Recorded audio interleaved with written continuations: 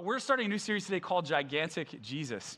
And we're going to be in the book of Colossians. So if you have a Bible with you, you want to follow along, we're going to get to that in probably about 10 minutes or so, book of Colossians. But I want to start by kind of talking about our cultural moments and the questions that we're asking ourselves. Now, they're not questions that'll kind of blow your mind. These will be fairly obvious. But here's a couple of questions that everyone I know has asked themselves at some point in their life or is asking themselves now. First of all, who am I? Right? Who am I? And that can be a very comprehensive question to ask. But secondly, why am I here? Those two things. And there is, in every culture, there's a cultural narrative that answers those questions, and then there's a complicated reality that usually makes the answer far more complicated than the cultural narrative would at first have you believe. Who am I? Why am I here? There's a cultural narrative in, I think, the U.S. that says that true happiness is being true to yourself. That's what happiness is. So, what do you think you should do? How do you think you should spend your life? What do you think is morally right and what's morally wrong? Where does your heart lead you? You do you. Be the best that you can be. Do all that you can do. We have these phrases that we say all the time, and what we're basically saying is follow your heart. And if anybody tries to come in your way between you and following your heart, and you doing you and you being who you're supposed to be, your true self, then they are just shackles around you, and you need to free yourself from the shackles. That's kind of the narrative that we get handed a lot. But when you start to poke and prod at that narrative a bit, it starts to fall apart. You start to see that it's a fairly flimsy foundation to build a life philosophy on. And so I want us to just talk about a place where this has maybe been seen. Of course, I want to talk about Frozen. Now, I have great memories of the movie Frozen because this movie came out a little after my oldest son was born. So it's our first child we've ever had, and he was maybe a year and a half old when this thing came out. And so he's just old enough that I can start, taking him places, and he doesn't usually fuss a whole lot, and so that's been good. And I get bored sitting at the house. And so there was a Saturday when my wife went to work. She's a nurse, so she was working on that Saturday, and I had Jack, and he's a year and a half, and this movie's been out for several weeks at this point. There aren't so many people, so I took him to a Saturday matinee, and we walked in. We were the only people in the entire theater. And so I was like, wow, this is I rented the whole place. He's going to think that this is just what going to the movies is like, right? Yeah.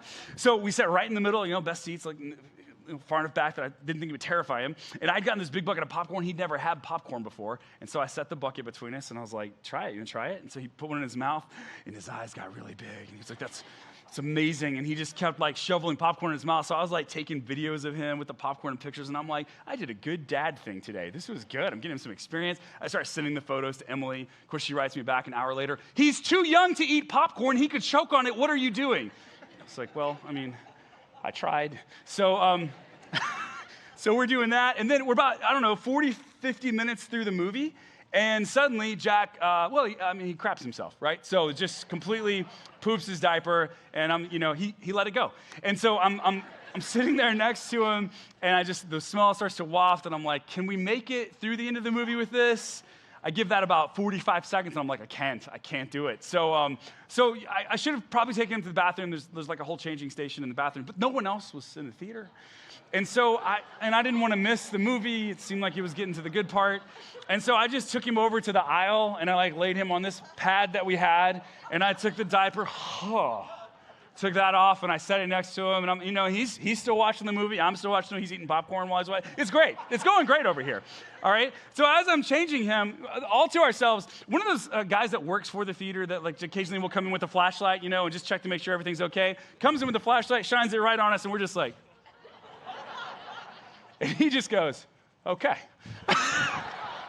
So that was where we saw Frozen for the very first time, and I really liked the movie a lot. There's a song that if you had kids around this time who were of a certain age, you heard it a billion times, the Let It Go song, right? Let it go, let it go. I am not going to sing you the whole song. So, but there's a line in it that absolutely epitomizes our cultural narrative of who we are and what we're to do. It's time to see what I can do, to test the limits and break through. No right, no wrong, no rules for me. I'm free. The idea here, right, is that no, there's what's right and what's wrong. I get to choose that. What should I do? I get to choose that. What's best? What's worthy of my time? What's worthy of investing in? How should I interact and engage with the world? I get to choose, I get to choose, I get to choose, I get to choose. And if you choose differently than I choose, or if you try to get in the way from me choosing, then you're going to make me unfree. And me being free is what's going to make me happy. And so part of this is just this belief, right, that the expectations of others, that's what's holding me back. If I could just throw off those shackles, then I'd finally find happiness. Why? Well, because true happiness is being true to yourself. That's the American narrative. But again, poke and prod it a bit, and it starts to fall apart. So I just want to look at 3 ways that it starts to fall apart, and then I'm going to jump into this amazing and weird passage in the book of Colossians, okay? So that's the narrative, but here's a complicated reality. Our inner desires are often at odds with one another. Like if I make the foundation of my own happiness being doing whatever my heart desires, I'll start to figure out after a while that sometimes my heart desires things that are actually at odds with each other. So when that's the case, which one do I go with? Right? Like, and I feel different from one day to the next. Sometimes my emotions tell me to go this way, and sometimes they tell me to go the other way. Like, which part of me should I listen to? You ever had a hard decision and like you're of 2 minds about it? You're trying to figure out, should it be this or should it be that? You talk yourself in and out of it a ton of times. How many of you have been on that Amazon checkout page at night, late at night, and you're like, do I not? Okay. And you go to bed, wake up the next morning, I got to cancel that. I don't know what I was thinking. Like, we do that all the time. Sometimes our desires are at odds even with one another. In other words, we are our own shackles when it comes to going after the desire of our own heart, right? For instance, I would really love to have Los Angeles Lakers season tickets. I would love to have that. That would be great. I love basketball. I love the Lakers. I love the Mavericks. I love all the teams in the league. Like seeing them play, they all have some amazing players. That would be fantastic. I would also really like to stay married to my wife, okay? You see how those things could be conflicting? Like she does not want us to spend that kind of money on Lakers tickets. Why? Because she's a sane person. And so it would be hard on our relationship if I were to go after this. But here's the thing about only doing what your heart leads you to and seeing everybody else as the shackles that prevents you from doing it. The thing about that is you can't actually enter into relationship with anybody if that's how you define them. Relationship is actually all about making space for the other. Right? It's all about making space for the other.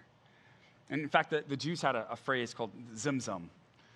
And zimzum just said that you create some space so that someone else can live, exist. In fact, that's what God does for us. God actually accommodates us, meets us where we are, accommodates himself, like creates space for us. That's the zimzum of God. And that's what marriage is. That's what friendship is. That's what your relationship with your child or with your mom or your dad is. Like to real relationship to happen, like you can't just go after all the desires of your heart if one of those desires is to enter into true and real relationship. So it has to be more than that. The cultural narrative starts to fall apart when it's met with the reality. So cultural narrative, true happiness is being true to yourself. That's the cultural narrative. But here's another thing that beats against it. A complicated reality. Our inner desires are shaped by our culture. Our inner desires are shaped by our culture.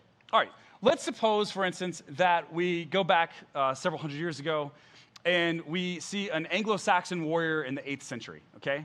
And this guy is a warrior through and through, and part of what he's done, he's decided to forsake the life of having a family because he wants to be a warrior for the kingdom that he defends and protects and seeks to gain more territory for, okay? And that he does that, his buddies do that, like he's in part of a culture that the highest value is not family life, and it's not a great job, and it's not following the desires of your heart, it's beating other people in the head for the sake of the glorious kingdom.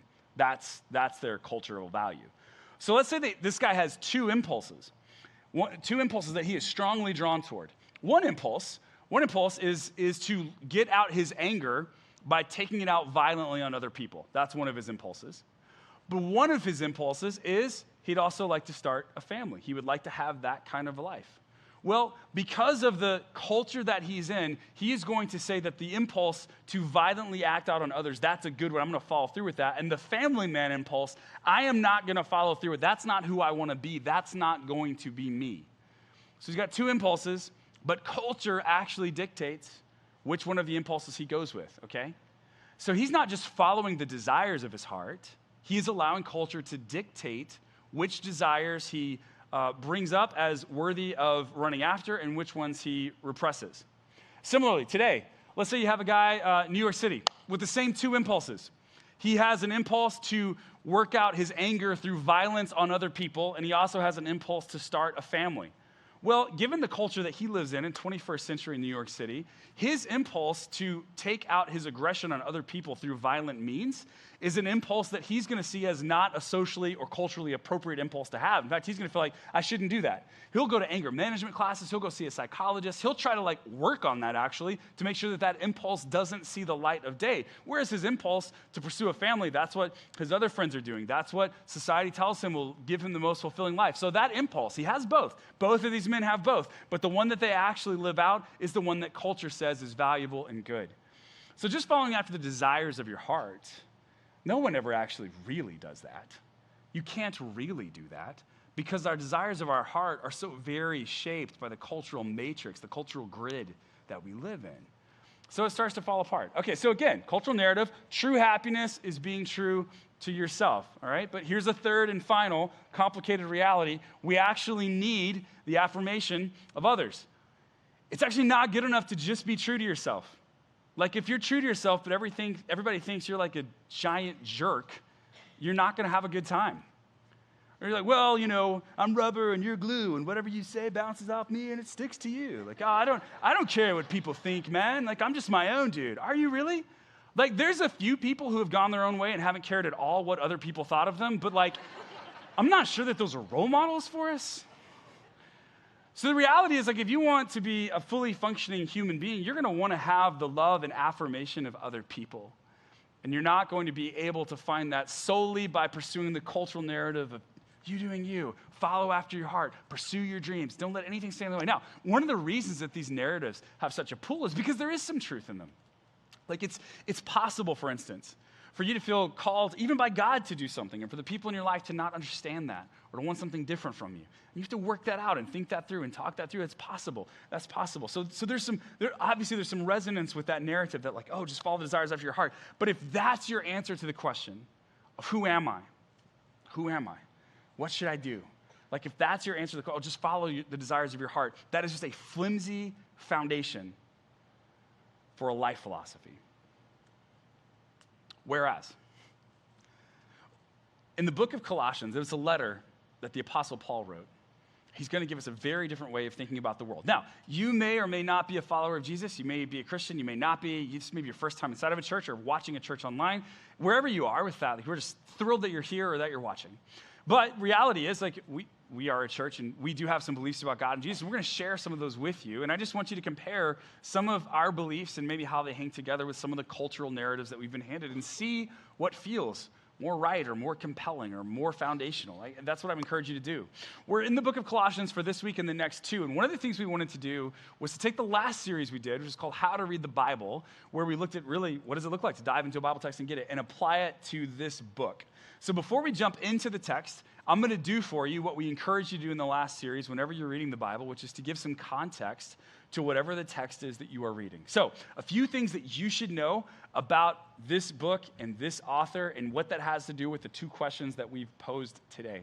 First of all, Paul was one of the leaders in the early church, so one of the very first Christians. Jesus Christ came, he lived, he taught, he died, he rose from the dead, and he gave a number of people the assignment that you are the church now, and you were to take this good news of what I've done for the world to everybody. That's your assignment. So Paul is actually, he's a Jew, he's a Pharisee, which means that he was a high-ranking official in the Jewish religious establishment. And Christianity was seen as a threat to the Jewish religious establishment because it was taking Judaism, but it was adding this Jesus piece to it, which they just saw as heresy. So Paul starts to continue to rise through the ranks. He's a very smart guy, and he also starts to persecute the Christian church because he sees it as a heretical view of the true, God-given Bible, Torah that they were handed. Well, then he has an encounter with Jesus. On this road to Damascus, the resurrected Jesus appears before him, and it changes his life. In fact, he's blinded for a while. He has to go into the city of Damascus, and a Christian has to come out. A Christian who knew that Paul was there to persecute them had to come out and pray for him so that something like scales could fall from his eyes. And from that moment on, he was never the same. The guy who used to persecute Christians, right? So like if you're here or you're online and you don't like Christians, you'd love Paul. He did also not like Christians. But then he had an encounter with Jesus, and he became one. What do you do with that? What do you do when you become the thing you despise because you are so compelled by what you find in it? So then he went around and he preached the gospel of Jesus. He became this person. He wrote about 25% of our New Testament, and there's 4 letters specifically that he wrote while he was in prison. He was in prison in several different cities. We only know of about 3 or 4 of them, but there were more. We see together from the book of 1 Corinthians and the book of Acts that he was jailed a number of times. So he writes this letter from prison to this church in Colossae. Right? It's a church he'd never been to before. He'd never visited the city, but he had a fellow worker in Christ named Epaphras who had planted the church and had come and told Paul what was happening at that church at this time. So it sounds like this church in Colossae had started off really well. Started off with Jesus at the center of what they were doing, and these people who had previously been worshiping like other gods and other religions and all this syncretism, this confluence of religion they were trying to sift through constantly. Finally, they peel it all back. And they realize it's just Jesus. But then some people seem to have come in. They seem to have injected some doubt into the community. And the doubt was like, is Jesus really all we need? Because before we were worshiping all these other gods, so they're super open to that idea already. Is Jesus all we need, or is Jesus maybe not quite sufficient? That was a doubt that seemed to put in. The other doubt that Paul seems to be writing against is that they got people hooked by saying like, oh, these people who came in, hey, there's some secret knowledge, some secret information that only a few people have access to. And if you want in on that, you can join us and you can be some of the few people that have secret information. See, back in the first century, it was really appetizing to someone if they found out, oh, there's a secret way that nobody knows about. And I'm invited into the secret club to learn the secret way, and then I'll have special information. And if I have special information, I'll be special. Thankfully, that would never work today. But back then, it used to work a lot. You ever seen like, oh, secret diet this man lost 90 pounds in 3 weeks and doctors are furious with his one secret. Like that kind of thing. Like that's been working for thousands of years. And that's what these people had done in Colossae. Like, oh, come join us. Jesus isn't quite enough, but we'll tell you what is. We've got secret. And it seemed to have something to do with angel worship. It's hard to tell from Paul's writing exactly what they were saying to do, but it was some strange stuff. So Paul was writing to this group of people, and here's the 2 things he's wanting them to understand. He wanted to understand that Jesus is supreme and that Jesus is sufficient. That Jesus is supreme and that Jesus is sufficient. And the whole book of Colossians could probably be summed up with those 2 things. Jesus is supreme. Jesus is sufficient. And so into this group of people that had all these cultural narratives pulling at them, vying for their attention, trying to show them a new way, Paul writes this little letter. And he gives, in this passage we're about to read, one of the highest views of Jesus that we find in the entire Old Testament. It's called Christology. It's a high Christology. And this is what he writes in Colossians chapter 1, and starting with verse number 15. He says, the Son, this is Jesus, the Son is the image of the invisible God, the firstborn over all creation. For in him all things were created, things in heaven and on earth, visible and invisible, whether thrones or powers or rulers or authorities, all things have been created through him and for him. So we're going to stop here because this is already a lot. He's pointing to Jesus, and he was saying, like, Jesus, you remember the carpenter, Mary's boy, that guy, the guy that like couldn't even do miracles in his own hometown because people were like, isn't this Mary's and Joseph's son, like from down the road? Didn't we know that? Didn't he build my dad's cabinet? Isn't that this Jesus?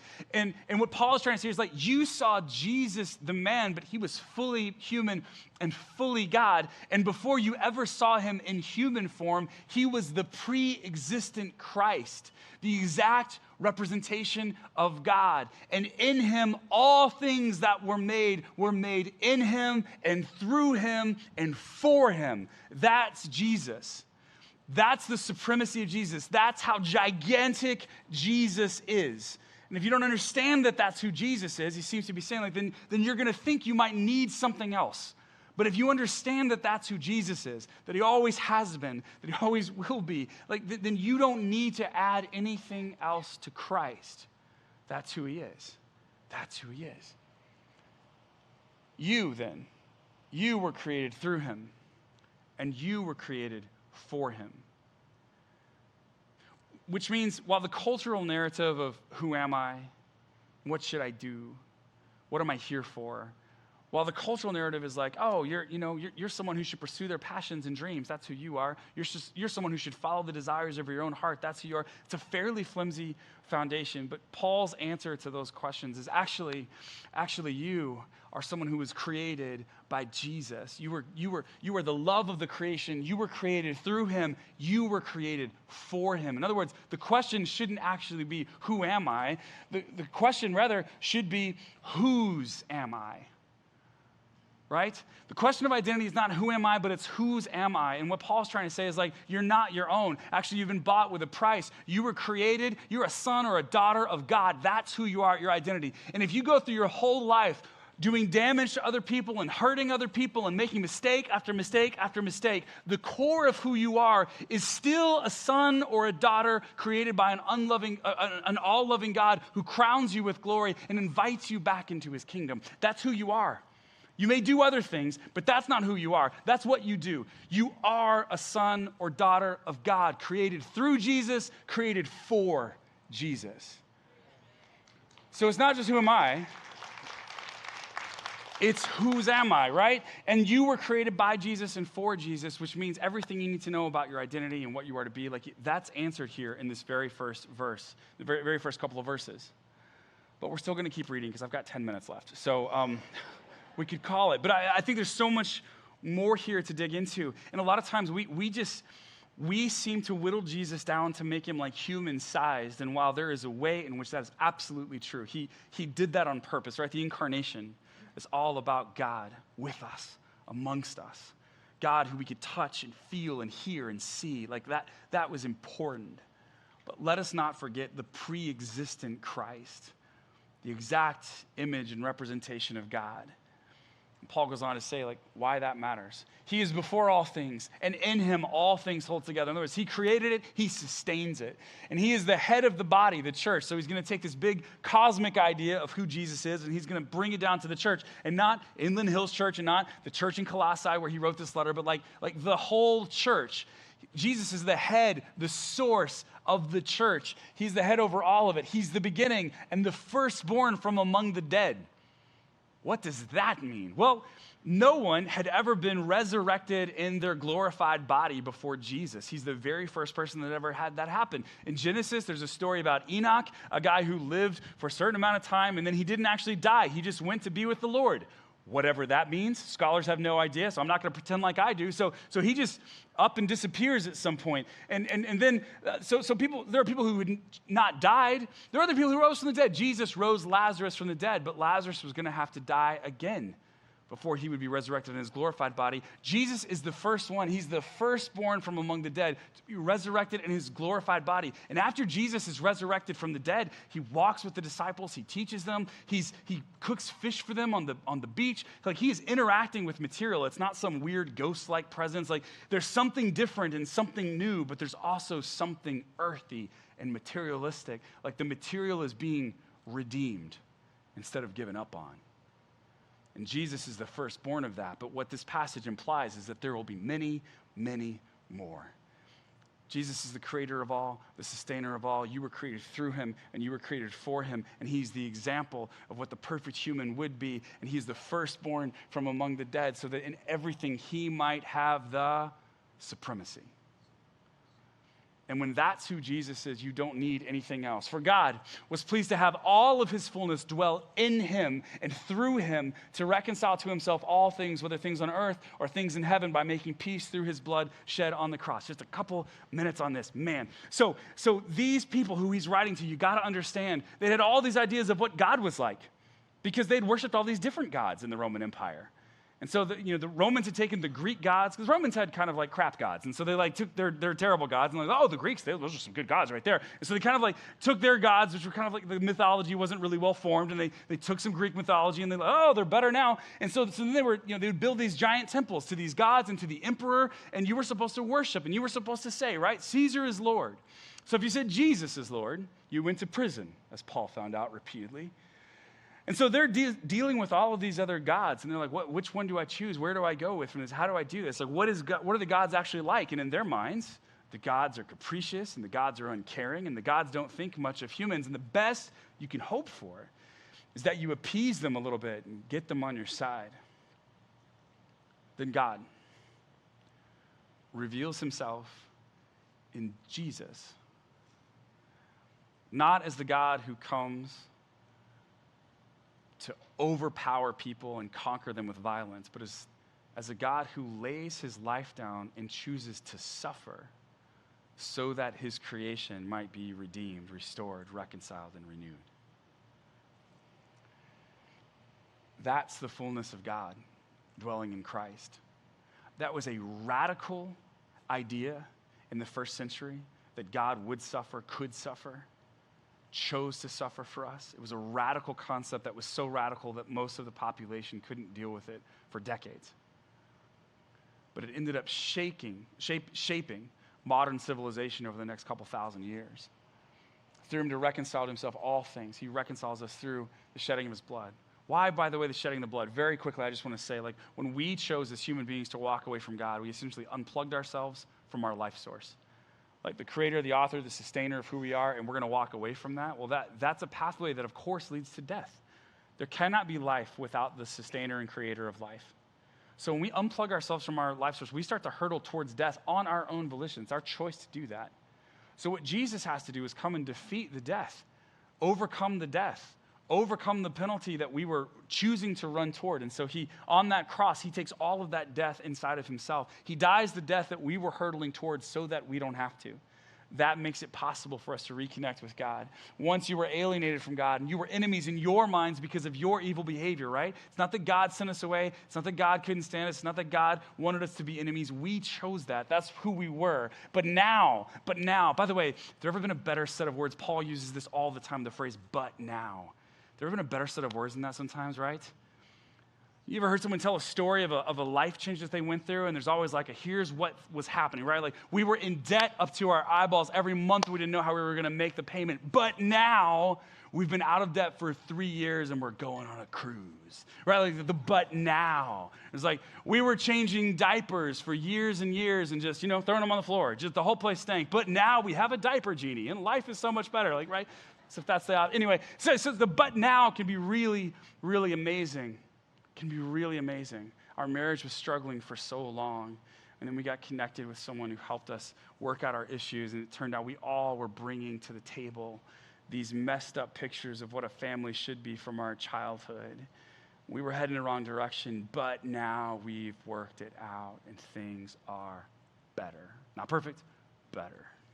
But now, he has reconciled you by Christ's physical body through death to present you holy in his sight without blemish and free from accusation. If you continue in your faith, established and firm, and do not move from the hope held out in the gospel. But he's going to go further. This is really good. This is all good, but he's going to go further. Now I rejoice in you, what I am suffering for you, and I fill up in my flesh what is still lacking in regard to Christ's afflictions for the sake of his body, which is the church. In other words, Christ suffered, and there's a way in which when I suffer for his sake, I'm put in jail because I proclaim his name. I participate in his suffering. And while no one wants to suffer, like if it's suffering related to the suffering of Jesus, I feel somehow closer to him. He goes on, I have become its servant by the commission God gave me to present to you the word of God in its fullness, the mystery that has been kept hidden for ages and generations, but is now disclosed to the Lord's people. All right, so these people come in to Colossae, and they're like, Jesus isn't everything. And Paul's like, actually, Jesus is literally everything. And they're like, well, but we have a secret information for you. We can unlock the mysteries of the world. And Paul's like, you know what? You want a mystery? I got a mystery for you. There's a mystery that's been locked away. It's been hidden away for ages and generations. You want to know that mystery? Because nobody knew it till now. It's only just now been revealed, and I have it ready for you today. You want to hear what the mystery is? Do you want to hear what the mystery is? Okay, 7 of you do, and the rest of you can watch. It'll be great. So So this is, he's building this anticipation for them. Okay, all right. Yeah, secrets and mysteries. That's what we're here for. Okay, I've got a mystery for you. Here's the mystery. To them, God has chosen to make known among the Gentiles the glorious riches of this mystery, which is Christ in you, the hope of glory. Amen. That's the mystery. Well, okay, what does that mean? That's a great question. The Jewish people were supposed to represent God. Abraham, their forefather, was told that he would be blessed in order for them to be a blessing to other nations. That God wanted to reconcile the whole world, but he was going to use Israel to show the whole world who the one true God is. So they end up in this land, and they're surrounded by other cultures that see the world very differently from them.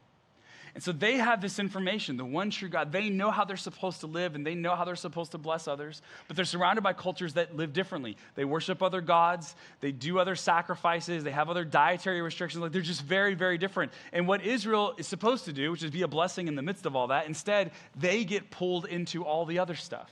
Time and time and time again, they cannot hold up their end of the bargain. They drop the plot. They flip the script. Like, it never goes very well for them for very long. Why is that? Like, are they just weak individuals? Like, can they just not do it? Like, well, if we had some Americans in there, we'd have shown them how it was done. Is that the problem? No, I think the problem is that even when you know something to be true, when you are surrounded by a culture whose narrative is constantly at odds with the truth you know, you can often be persuaded to follow the cultural narrative instead of staying true to what you know. It happens over and over and over again. I'll give you an example of this. This last Wednesday, we're doing a session with our middle schoolers and high schoolers here at Inland Hills Church, and we started a new series this last Wednesday on dating. And, they got me to do the first session because I've just got lots of great tips for people on how to date well. Pickup lines you can use, like girl, if you were a Transformer, you'd be Optimus Fine. Good stuff like that. And so I'm in there with the students, and we're talking, and we asked them a question, which is like, when you think of a perfect relationship, like, what is it that comes to mind for you, and where did you get that from? And some of them talked about, parents or aunts and uncles or people in their family who they'd been able to see have a good relationship, that they thought, when I think of a good relationship, that's what it looks like. But a lot of them started talking about movies and TikTok videos and YouTube videos and books that they'd read and commercials that they'd seen. Like their idea of what an idealized relationship was totally fictitious. And this shouldn't surprise us. Like, even though we know more about what relationships actually are than the popular cultural narrative around them, we still get snookered. I was dating in the late 90s and the early 2000s, and so I had to take many different girls to many different 90s rom-coms, okay? Nobody ever wanted to see a Die Hard film. It always had to be a romantic comedy. So, in the romantic comedy, the storyline, they're all very similar, right? It's all about the tension, about them actually getting together. Like, when will they resolve the tension and get together? Like, she's just coming out of a bad relationship, and he's dating a giraffe, and it's like, oh no, how are they going to get together? And so finally, the end of the movie, right? There's that dash to the airport to catch him. Like, oh, I should have known. They meet at the gate because it's pre 9/11. You could do that back then. And it's like they're hugging, and like, oh, it's finally. And so it usually ends on that last hug, or that last kiss, or that opening up the letter that you were always the one for me, or you complete me, or whatever it is, right? I'll never let go, Jack. I'll never let go. And then she did, and he sunk in the ocean. It's fine. I'm just saying, that's typically how it ended. And then credits, right? And they all lived happily ever after. No, they didn't. Like, we know enough about relationships to know that's not how that went. They didn't live happily ever after. Getting together is the easiest part of the relationship. Yeah, a few married people in here are like, yep. Yeah, like, it's hard after that. Why? Zimzum. You have to make room for the other person in your life. It's very hard. Now, we know that that's true. We know that actually relationships are a lot harder than that. But we convince ourselves that the cultural narrative, that it's all about getting together and then it's happily ever after that, we convince ourselves that that's true. So why did Israel struggle to live into what they knew to be true? Well, they were surrounded by other cultures that saw things differently, and they kept getting swept into the narratives of the cultures that were all around them. They failed so many times that finally in the book of Jeremiah, God uses the prophet Jeremiah to tell the people something new. Jeremiah chapter 31, around verses 30, 31, 32. Like, you should look this up later. It's very interesting. I probably should have put it up here, but we don't have enough time. So I'm just going to go right now. Like, in Jeremiah chapter 31, God tells Israel, I'm going to make a new covenant with you. It's not going to be like the one I made with your forefathers. Because before, your job was to tell people, know the Lord. You knew something about who God was, and you were supposed to tell other people that they should know the Lord too. But the new covenant I'm going to write on your hearts. My people will know me. They will know me. And so this people that had failed time and time again because they had knowledge about God, but they didn't have the very presence of God permeating every moment of their life. And now Paul says, like, for thousands of years, we failed to be the blessing to the world that we were supposed to. But now you Gentiles who've been worshiping these false gods, you now have the supremacy of Christ in mind. And you have the sufficiency of Christ in mind. And he is everything that you need to know about yourself and everything that you need to do in the world. And he loves you so much through his death and his resurrection and the price that he paid for you, and now he is in you, the hope of glory. It's not just knowledge. There is a mystery that's been at work here. It is Christ inside of you, the hope of glory. And if you've chosen to put your faith in him, the very power that raised him from the dead is now residing inside of you. That's the mystery. Well, that's a pretty good mystery. And it means that for those of us who are asking the questions of identity and purpose, we were made through God, through Jesus, and for Jesus, and Christ now resides inside of us. It's the best news we could possibly hope for. Everything else is going to seem like a shadow of that by comparison. What Paul is trying to do is cast a ravishing vision of who God is so that anything else will feel like a shadow of the real, an echo of the real. It's not as good.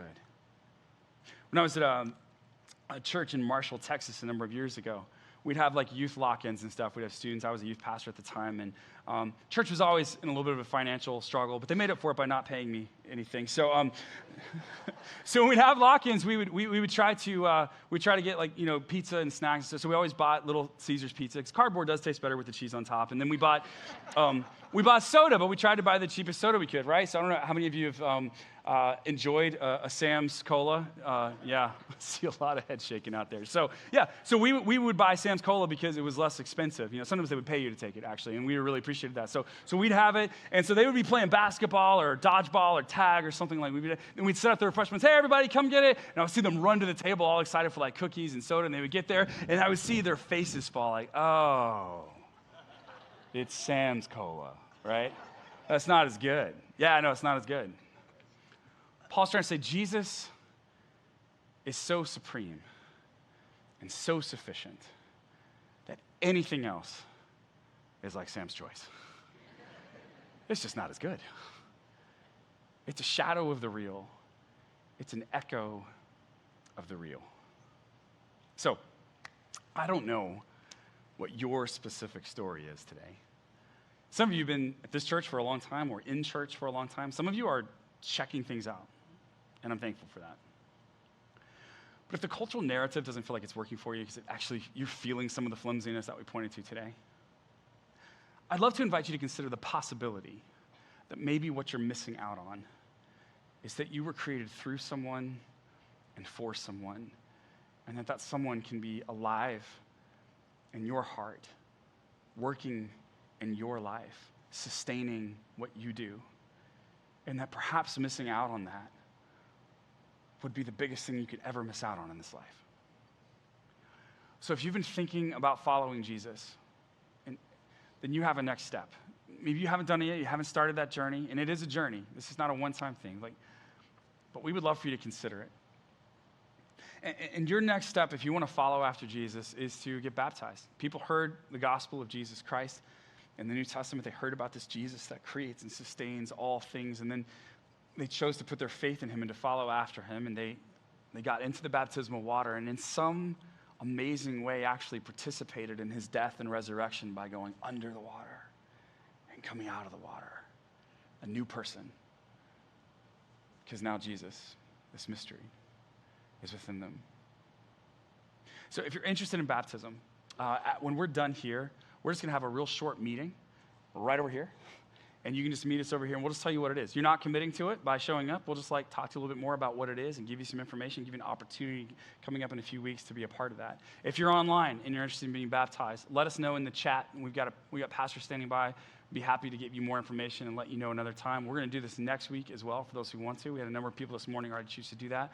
And when we conclude here today, if baptism is your next step, we would love for you to consider participating in that so that you may participate in the cosmic Christ, the gigantic Jesus that Paul invites us to follow. Now, maybe you've already been baptized, and you don't need to get baptized again if you've already made that decision and you've followed after him as an adult. You've made that willful decision. But there's another sacrament that we participate in if we've already been baptized that reminds us over and over of the story, and that's the sacrament of communion, Lord's Supper, Eucharist. It has different names. And so if you have this with you this morning, I'd love for you to pull it out now. And if you're at home, you can grab some bread or some juice, some wine, and follow along with us if you'd like to. If you did not receive one of these when you came in, but you'd like to participate in this moment with us, if you just want to lift your hand up, we've got ushers in the back who'd be happy to bring something to you. Just let us know. We also have gluten-free options, I believe, in the back on that side as well. So just raise your hand if you need this. I just want to talk through for a moment what it is. Jesus gathered his followers together, his 12 apostles, in the upper room on the night that he was to be arrested. And as cosmic as this Christ is in that moment, he's sitting at the table with them. They see him. They hear him. And Jesus takes this bread from the meal that they have, and he holds it up, and you can hold yours up too. And Jesus just says, this is my body, and it's going to be broken for you. And in reminding him that his body's going to be broken for them, he's telling them what he's going to do, but he's also telling them what they are to do. My body's going to be broken for you, and then your body is going to be broken for others. Following in the way of Jesus in some way means laying our life down in the same way that he did, a willingness to engage with the world, to pour ourselves out for others. That's what he points to. So he says, this is my body broken for you. And then he took it and he said, take and eat in remembrance of me.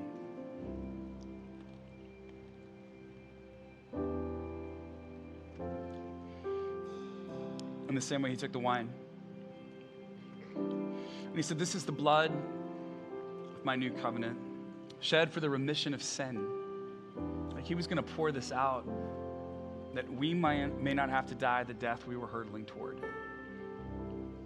And when we gather around then as a community, when we drink of this, it's to remind ourselves the kind of shape our community should take. Like we exist for the sake of the world. We exist for the sake of the world and for the glory of God. So this is my blood, poured out for the remission of sin. Take and drink in remembrance of me.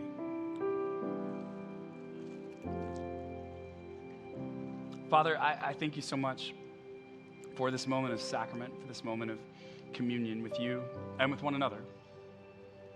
And God, we are so thankful for the grounding that Jesus gives us. We've got so many questions in our society today about identity and purpose. And Lord, the answers we get from everyone are just flimsy answers. It's hard to build a life on it, can feel confusing and ultimately disappointing. Thank you that the Apostle Paul points us toward a cosmic reality that we can plug into, that we are your sons and your daughters, created in your image, created through Christ and for Christ. Lord, may we commune with you well, and commune with one another. It's in Jesus' name I pray.